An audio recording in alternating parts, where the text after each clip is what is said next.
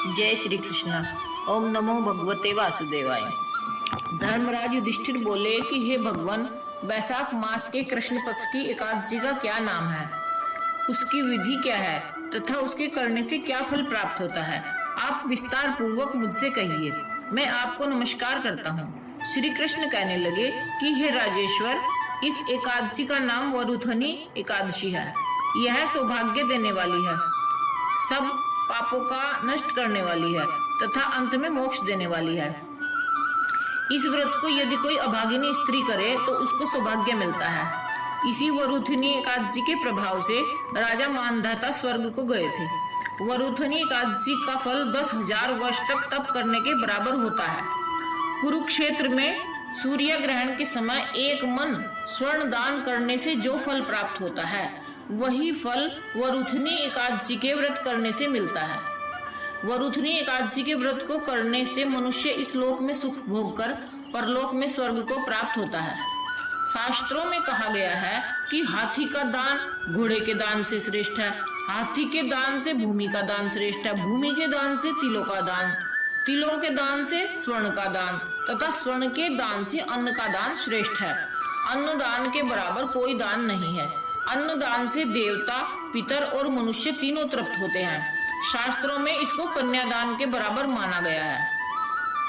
वरुथनी एकादशी के व्रत से अन्नदान तथा कन्यादान दोनों के बराबर फल मिलता है। जो मनुष्य लोभ के वश होकर कन्या का धन लेते हैं, वे प्रलय काल तक नरक में वास करते हैं या उनको अगले जन्म में बिलाव का जन्म लेना पड़ता है। जो मनुष्य प्रेम एवं धन सहित कन्या का दान करते हैं, उनके पुण्य को चित्रगुप्त भी लिखने में असमर्थ। वरुथनी एकादशी व्रत की कथा। मान्यता है कि एक बार धर्मराज युधिष्ठिर ने भगवान श्री कृष्ण से वैशाख माह के कृष्ण पक्ष की एकादशी के महत्व और इसकी व्रत की कथा को सुनने का निवेदन किया। इसके बाद युधिष्ठिर को भगवान कृष्ण ने कथा सुनाते हुए कहा कि प्राचीन काल में नर्मदा नदी के तट पर मानधाता नाम का एक राजा राज्य करता था। वह बहुत ही धार्मिक विचारों के साथ दानी राजा था। वह हमेशा भगवान का ध्यान करते हुए पूजा में लीन रहते थे। एक बार राजा मानधाता जंगल में तपस्या कर रहे थे तो वहां पर एक भालू आया और राजा का पैर खाने लगा और राजा के पैर को घसीटकर जंगल में ले जाने लगा। राजा काफी घायल हो गए थे, जिसके कारण खुद की रक्षा करने में पूरी तरह से असमर्थ थे।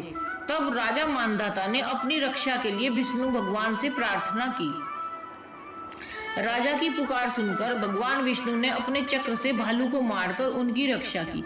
लेकिन जब राजा ने अपना पैर देखा तो वह काफी दुखी हुए और फिर भगवान को याद किया। भगवान प्रकट हुए तो राजा ने उनसे पूछा कि शारीरिक और मानसिक कष्ट से कैसे छुटकारा पाया जाए। प्रभु, तब भगवान ने कहा कि यह तुम्हारे पूर्व जन्म का अपराध था। अब तुम मथुरा जाकर श्रद्धा पूर्वक वरुथनी एकादशी का व्रत रखो और मेरे 12 अवतार की पूजा करो। इस व्रत के प्रभाव से एक बार फिर पहले की तरह हो जाओगे।